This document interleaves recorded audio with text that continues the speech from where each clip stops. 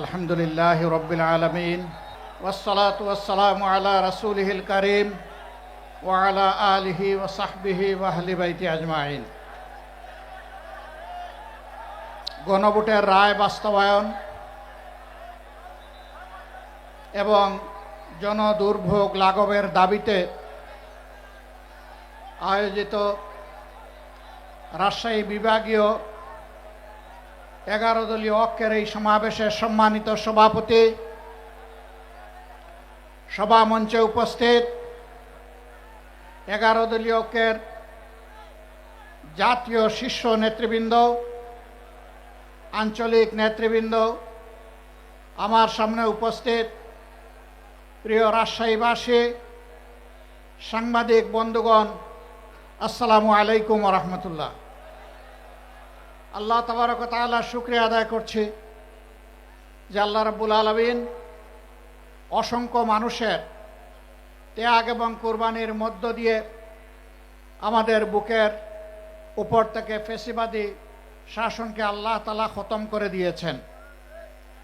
সম্মানিত বন্ধুগণ, আজ যাদের ত্যাগের কারণে বাংলাদেশে একটি সংসদ নির্বাচন এবং গণভোট অনুষ্ঠিত হয়েছে, আজ যাদের ত্যাগের কারণে একটি সংসদ এবং সরকার গঠিত হয়েছে, আজ যাদের ত্যাগ এবং কুরবানির কারণে অনেকেই জেল থেকে মুক্তি পেয়েছেন, আজ যাদের কুরবানির কারণে অনেকের কপালে দেশি বিদেশি চিকিৎসা সেবা জুটেছে, আজ যাদের কুরবানির কারণে অনেকে প্রধানমন্ত্রী, মন্ত্রী, বিরোধী দলীয় নেতা হতে পেরেছেন, তাদের আত্মা আমাদের দিকে চেয়ে আছে।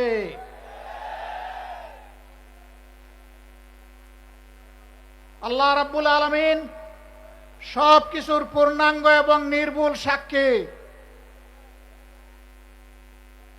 এই পরিবর্তন যখন হয়, তখন একদল জানবাজ তরুণ এবং তরুণী সামনে এসে বুক চিতিয়ে তারা ভয়কে জয় করে গুলির মুখে আন্দোলন গড়ে তুলেছিল। এটি সঠিক। 15.5 বছর ফ্যাসিবাদী শাসনের বিরুদ্ধে আমরা যারা বিরোধী দলে ছিলাম দফায় দফায় আন্দোলন করেছি, কিন্তু আমাদের আন্দোলনের মুখে ফ্যাসিবাদীরা পালিয়ে যায়নি। যেদিন এই তরুণ তরুণীরা সিদ্ধান্ত নিয়ে সামনে এসেছিল, জনগণ তাদের ডাকে সাড়া দিয়েছিল। নারী, পুরুষ, শিশু, কিশোর, যুবক, আবাল, বৃদ্ধ, বনিতা সকলে রাস্তায় নেমে এসেছিল। আন্দোলন সেদিনই সফলতার মুখ দেখেছিল। এখন সরকারি দলের বন্ধুরা তাদের কাউকে বলে শিশু পার্টি আর কাউকে বলে গুপ্ত। লজ্জা! যাদের কারণে আজকে আপনাদের এই গদি, তাদের নিয়ে আপনারা উপহাস করছেন, এর পাওনা বুঝে নেওয়ার জন্য তৈরি হন। এই জাতি ঠিকই পাওনা বুঝিয়ে দেবে আপনাদেরকে। আপনারা জাতিকে ধোঁকা দিয়েছেন এবং ইতিমধ্যে তা স্বীকার করে নিয়েছেন। আপনাদের নেতা বলেছিলেন, আমরা যদি ধোঁকা দেই আগামীতে জনগণ আমাদেরকে আস্থা করে নিক্ষেপ করবে। সেই আস্থা করে দেখার জন্য আপনারা তৈরি হন। গণভোটের রায় অগ্রাহ্য করার মানে হচ্ছে এদেশের জনগণকে অপমান করা, তাদের ভোটকে অস্বীকার করা, তাদের রায়ের প্রতি বৃদ্ধাঙ্গুলি দেখানো। মনে রাখবেন, জনগণের বিরুদ্ধে দাঁড়িয়ে অতীতে কেউ কোনোদিন রেহাই পায়নি, আপনারাও রেহাই পাবেন না। সময় থাকতে অনুরোধ করি, এখনো সৎ পথে ফিরে আসুন। জাতির সাথে গাদ্দারি বেঈমানি করবেন না। আপনারা এসে বলুন, আমরা ইতিমধ্যে যা করেছি ভুল করেছি, আমরা জনগণের দেওয়া রায়, গণভোটের রায় আমরা বাস্তবায়ন করব। হয়তো জনগণ তখন আপনাদেরকে ক্ষমা করবে। আপনারা বলেন আপনারা নাকি সংস্কারের প্রবক্তা। আপনাদের আগে কেউ সংস্কার কর্মসূচি ঘোষণা করে নাই, কিন্তু আফসোস আপনাদের সংস্কার কর্মসূচির প্রথম দফার সাথে আপনারাই আজকে গাদ্দারি করছেন। এই দফায় লেখা আছে, আপনারা যদি নির্বাচিত হন তাহলে এই দেশকে মেরামত করা লাগবে, আর মেরামত করতে হলে সংবিধানের সংস্কার সাধন করা লাগবে। আজকে আপনারা বলছেন সংস্কার কি জিনিস সংবিধানের আপনারা বুঝেন না। তাহলে কি আপনারা শিশুর মতো না বুঝে প্রথম দফায় লিখেছিলেন? আপনারা আপনাদের ইশতেহারে লিখেছিলেন বাংলাদেশের কোথাও অনির্বাচিত কোনো জনপ্রতিনিধি থাকবে না। সরকার গঠন হওয়ার পর 42টা জেলায় ইতিমধ্যে আপনারা প্রশাসক নিয়োগ করেছেন। প্রশাসক কি নির্বাচিত জনপ্রতিনিধি? তা আপনারা তো আপনাদের ইশতেহারের সাথেই তো বিশ্বাসঘাতকতা করছেন। প্রিয় দেশবাসী, আপনারা আগে বলেছিলেন আপনারা বিচার বিভাগের স্বাধীনতা নিশ্চিত করবেন। এখন আপনারা সেই যে অর্ডিন্যান্স ছিল সেই অর্ডিন্যান্সের আপনারা বিরোধিতা করছেন এবং আপনারা বলছেন এটা এখন আপনারা করবেন না। তার মানে বিচার বিভাগকে নিজেদের হাতের মুঠায় রেখে আগামী দিনে আপনাদের আকাম কুকামের প্রতিবাদ যখন জনগণ করবে তখন সেই বিচার বিভাগকে অতীতের ফ্যাসিবাদী কায়দায় জনগণের বিরুদ্ধে আপনারা কাজে লাগাতে চান। আমরা চেয়েছিলাম ফ্যাসিবাদীরা যেমন করে গুম এবং খুনের সংস্কৃতি চালু করেছিল, সেই গুম সংস্কৃতিকে নির্মূল করার জন্য একটা স্বাধীন গুম কমিশন গঠন হোক। আপনারা তার বিরোধিতা করছেন। আপনারা স্বাধীন মানবাধিকার কমিশন আপনারা মানছেন না। আপনারা একটা নিরপেক্ষ কমিশনের মাধ্যমে পিএসসির নিয়োগ আপনারা মানবেন না। আপনারা উল্টা পথে চলছেন। আপনারা মনে রাখবেন, যেই পথ ধরে স্বৈরাচার চলেছিল একই পথ ধরে আপনারাও হাঁটছেন। স্বৈরাচারের যে পরিণতি অতীতে হয়েছে, আপনাদের পরিণতি ভিন্ন হবে না যদি এই পথ থেকে আপনারা ফিরে না আসেন। এই সংসদের মেয়াদ মাত্র গেল 2.5 মাস। আমরা চাইনি এখনই আপনাদেরকে শক্ত করে ধরতে আমরা সুযোগ দিতে চেয়েছি যে আপনারা আপনাদের ভুলকে সংশোধন করুন। মনে রাখবেন, আমাদের এই উদারতা যেন কোনো দুর্বলতা হিসেবে আপনাদের কাছে ধরা না দেয়। ভালো কাজ করবেন, আমরা পানির মতো তরল। মন্দ এবং অন্যায় কাজ করবেন, জনগণের বিরুদ্ধে অবস্থান নেবেন, আমরা ইস্পাতের চাইতেও কঠিন হয়ে দাঁড়াবো সেদিন। দেশ এবং জনগণের কোনো ক্ষতি আমরা মেনে নেব না। আপনাদের নেতা বলেছিলেন দুর্নীতিকে টুটি চেপে ধরবেন। আপনারা ক্ষমতায় এসেই বললেন যদি সমঝোতার ভিত্তিতে কিছু নেওয়া হয় এটা চাঁদা হবে না। ধিক্কার জানাই। আজকে আপনাদের পরিচয় হয়েছে, আপনাদের নাম ছিল জাতীয়তাবাদী দল, এখন মানুষ বলে চাঁদাবাজি দল। একজন চাঁদাবাজকেও আপনারা কবজায় আনেন নাই। জনগণ বিশ্বাস করতে বাধ্য হবে মাথা থেকে পায়ের পাতা সবাই চাঁদাবাজ। নাইলে কেন চাঁদাবাজি বন্ধ হচ্ছে না? সব জায়গায় কেন দুর্নীতির মহা উৎসব চলছে? গায়ের জুড়ে সব জায়গায় রাজনৈতিক দখলবাজি কেন চলছে? বাংলাদেশ ব্যাংকের মতো সেন্ট্রাল ব্যাংকের জায়গাটাও আপনারা ঠিক রাখলেন না। সেখানে একজন দলখানা লোককে আপনারা, অযোগ্য লোককে আপনারা বসাই দিলেন।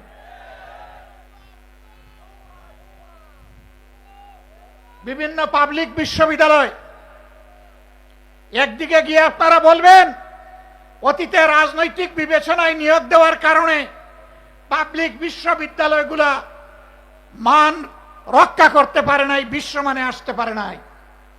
আবার আপনারা দক্ষ বিসি, প্রবিসি, প্রক্টর, প্রভুষ সবাইকে সরিয়ে দিয়ে দলখানা লোকদেরকে সেখানে বসাবেন। জাতির সাথে এটি হচ্ছে প্রহসন।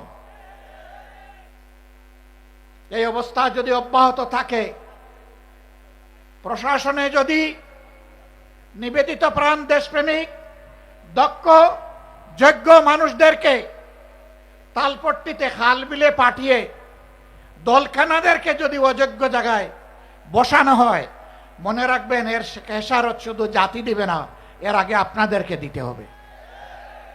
আমরা প্রত্যেকটি বিষয়ে কথা বলবো, আমরা কাউকে ছেড়ে কথা বলবো না। সংসদে লড়াই করব যাতে জাতির দাবিগুলো শান্তিপূর্ণভাবে আদায় হয়।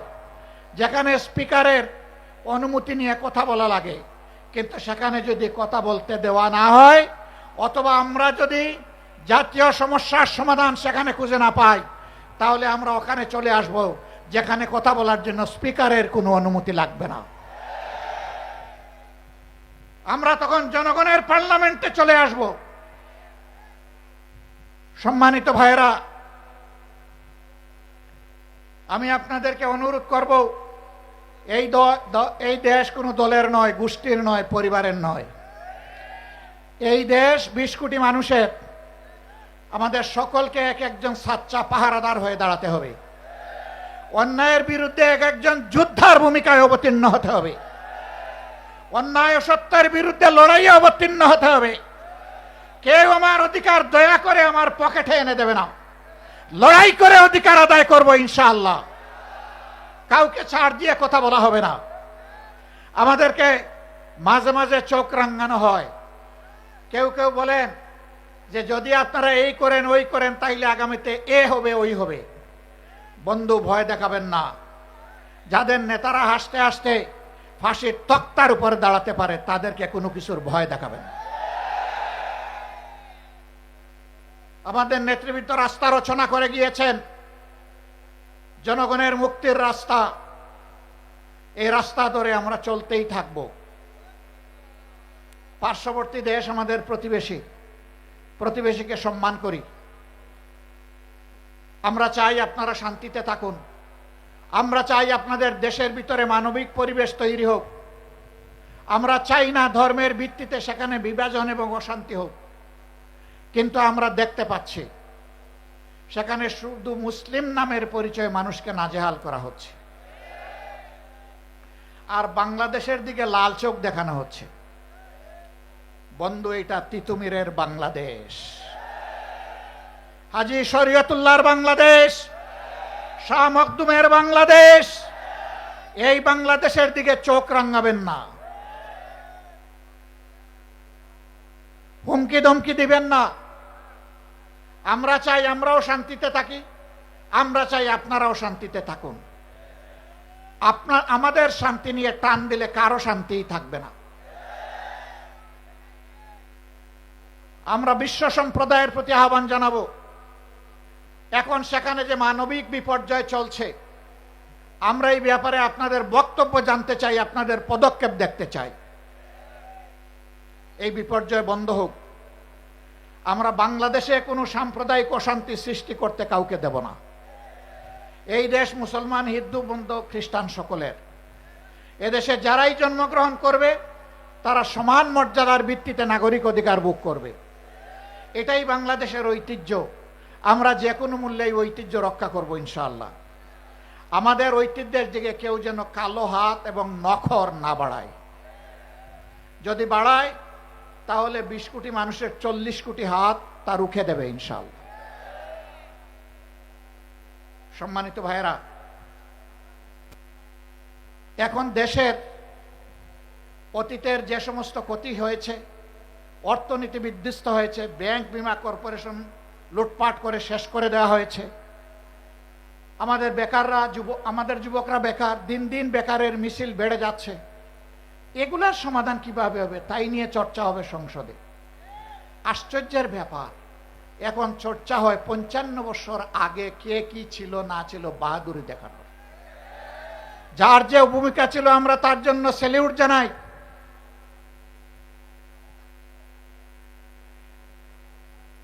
আমরা যার যে ভূমিকা আছে তার জন্য অবশ্যই স্যালিউট জানাই। কিন্তু একটা জাতি যদি ভবিষ্যতের দিকে না তাকায়া চিংড়ি মাছের মতো শুধু পিছনের দিকে তাকায়, এই জাতি জীবনে এগিয়ে যেতে পারবে না। ইতিহাস আমরা চর্চা করব, কিন্তু ইতিহাস নিয়ে পড়ে থাকবো না। ইতিহাস চর্চা করব ইতিহাস থেকে শিক্ষা নেওয়ার জন্যে। ইতিহাসের সাথে বেইমানি করলে একটা জাতিকে কতটা মূল্য দিতে হয় তা জানার জন্য। আমাদের অনেক সমস্যা। বাংলাদেশের 4/1 পদ্মা এবং তিস্তার কারণে এখন প্রায় মরুভূমি হয়ে গিয়েছে। আওয়ামী লীগের প্রথম সরকার ক্ষমতায় আসার পর পরীক্ষামূলকভাবে 15 দিনের জন্য ফারাক্কা বাঁধ এটা বাস্তবায়নের সুযোগ দিয়েছিল, এর কার্যক্রম চালানোর সুযোগ দিয়েছিল। 55 বছরেও 15 দিন শেষ হয় না। ইতিমধ্যে পদ্মা শুকনা মৌসুমে মরুভূমি, আর বর্ষার মৌসুমে এটা দুর্ভোগের কারণ। এখন এই মৌসুমে কৃষকের পানির প্রয়োজন, সাধারণ মানুষের পানীয় জল দরকার, এখন পানি নেই। সরকারকে আমরা সাধুবাদ জানাই, ইতিমধ্যে পদ্মা ব্যারেজের ঘোষণা দিয়েছেন, কিন্তু এটা যেন শুধু লোক দেখানো ঘোষণা না হয়। এই ঘোষণা যেন বাস্তবে রূপ নেয়। তার পাশাপাশি আমরা আরো দৃঢ়ভাবে বলবো, তিস্তা সহ ওই 3টা নদীর পাড়ের মানুষের, 2.5 কোটি মানুষের দুঃখ দুর্দশা দূর করার জন্য তিস্তা মহাপরিকল্পনা অবশ্যই বাস্তবায়ন করতে হবে। আমি কালকেও বলেছি, বিএনপির নেতা, বর্তমান একজন মন্ত্রী, ওই অঞ্চলে বাড়ি, তিনি নির্বাচনের আগে তারেক রহমান সাহেব সহ সবাইকে নিয়ে তিনি তিস্তা পারে বিশাল আয়োজনে মিটিং এবং মিছিল করেছেন। সারা বাংলাদেশ থেকে দলে দলে সাংবাদিক বন্ধুরা সেখানে গিয়েছেন অথবা তাদেরকে নিয়ে যাওয়া হয়েছে। নির্বাচনী আমেজ তৈরি করার জন্য যদি এটা হয়ে থাকে, তাহলে মনে রাখবেন যে স্লোগান দিয়েছিলেন জাগো বাহে, বাহরাজ কিন্তু এখন জেগে আছে, এখন দুইটি চোখ দিয়ে তাকিয়ে আছে। সেদিন যে বক্তব্য দিয়েছিলেন তা বাস্তবায়ন করেন কিনা। আমরা স্পষ্টভাবে বলতে চাই, কারো রক্ত চক্কর দিকে না তাকিয়ে তিস্তা মহাপরিকল্পনা অবশ্যই বাস্তবায়ন করতে হবে। পদ্মায় পানি আনতে হবে। পদ্মার পানি আমাদের ন্যায্য পাওনা, তিস্তার পানি আমাদের ন্যায্য পাওনা। সারা বাংলাদেশে যে 154টা অভিন্ন নদী আছে, সবগুলোই আজকে মৃতপ্রায় হয়ে গিয়েছে। একজন বক্তা এখানে বলে গিয়েছেন যে আপনি খাল কেটে মানুষকে পানি দিতে চান। খালের পানির উৎস হচ্ছে নদী। নদী যদি ঠিক মতো না চলে, তাইলে খালের পানি আসবে কোত্থেকে? আগে নদীর দিকে নজর দেন, সাথে সাথে খালের দিকেও নজর দেন, তখন জনগণ উপকৃত হবে। আর খাল কাটা কর্মসূচি যদি জনগণের মানসিক প্রশান্তির জন্য করে থাকেন, তাহলে এটা বুমেরাং হয়ে দেখা দেবে। আমরা চাই নদীও তার নাব্যতা ফিরে পাক, যৌবন ফিরে পাক, আর খাল কাটা কর্মসূচিও বাস্তবে রূপ দেখুক। আমরা কোনো উন্নয়ন এবং আমরা কোনো ভালো কাজের বিরোধী না, আমরা এর পক্ষে। সম্মানিত বন্ধুগণ, সরকার ইতিমধ্যে যে অপকর্মগুলো করেছে, জাতির সাথে যে ধোঁকা দিয়েছে, যেই 16টা অধ্যাদেশ বাস্তবায়ন না হলে বাংলাদেশে সুশাসন নিশ্চিত করা অসম্ভব, সেইগুলা তারা ফেলে দিয়েছে। এইগুলা যদি তারা বাস্তবায়ন না করে, আমি কথা দিয়ে যাচ্ছি, আমাদের আন্দোলন চলবে সংসদে, একই সাথে চলবে রাজপথে ইনশাআল্লাহ। এবং আমি আস্থার সাথে বলছি, গণভোটের রায়ও বাংলাদেশে ইনশাআল্লাহ বাস্তবায়ন হবে, বাস্তবায়ন করতে বাধ্য করা হবে ইনশাআল্লাহ। গণভোটের রায় যদি বাস্তবায়ন হয়, তাহলে দেশে সুশাসনের পথ সুগম হবে, না হয় অতীতের চাইতে ভয়াবহ স্বৈরশাসন জাতির গাড়ি চেপে বসবে। আমি শেষমেশ আপনাদেরকে আহ্বান জানাতে চাই, আসুন দুর্নীতিবাজ আর চাঁদাবাজ এদের বিরুদ্ধে আমরা সামাজিক ঐক্য গড়ে তুলি, আমরা মানুষকে সচেতন করি, গণপ্রতিরোধ গড়ে তুলি। চাঁদাবাজরা আসলে তাদের প্রতি উত্তম মেহমানদারির ব্যবস্থা করি, তারপরে প্রশাসনের হাতে তুলে দেই। যদি আমরা তা পারি, তাহলে সরকার লাগবে না, জনগণের শাসনে বাংলাদেশ ঠিক হয়ে যাবে ইনশাআল্লাহ। সরকার এটা করবে না আমরা বুঝতে পারছি, কারণ শস্যা দিয়ে বুথ তাড়াবে কিভাবে? ওই শস্যার ভিতরেই ভূত, দানায় দানায় ভূত, ঘাটে ঘাটে ভূত, জনে জনে ভূত, মাথা থেকে পায়ের পাতা পর্যন্ত ভূত। এই ভূত তাড়ানোর জন্য আমাদেরকে ঐক্যবদ্ধ হতে হবে। আসুন দেশের জন্য, জাতির জন্য, আল্লাহর জন্য, আল্লাহর দিনের জন্য লড়ে যাই যেভাবে তারা লড়ে গিয়ে জীবন দিয়ে গেছে। আসুন আমাদের শপথ হোক, জান দিব কিন্তু দেশের মান দিব না ইনশাআল্লাহ। আল্লাহ আমাদেরকে হেফাজত করুন, রক্ষা করুন। আজকের এই জনসভা সফল করার জন্য 11 দলের পক্ষ থেকে আমিও আপনাদের সকলকে আন্তরিক কৃতজ্ঞতা জানাচ্ছি, ধন্যবাদ জ্ঞাপন করছি। আজকে আমাদের সহকর্মীরা এখানে নেতৃবৃন্দ যে বক্তব্য দিয়েছেন, সেই বক্তব্যগুলো বুকে ধারণ করে আসুন এই সমাজ বদলে দেওয়ার জন্য আমরা এগিয়ে যাই। আল্লাহ হাফিজ। বাংলাদেশ জিন্দাবাদ। 11 দলীয় ঐক্য জিন্দাবাদ। বাংলাদেশ জামাতে ইসলামী জিন্দাবাদ। আসসালামু আলাইকুম ওয়া রাহমাতুল্লাহ।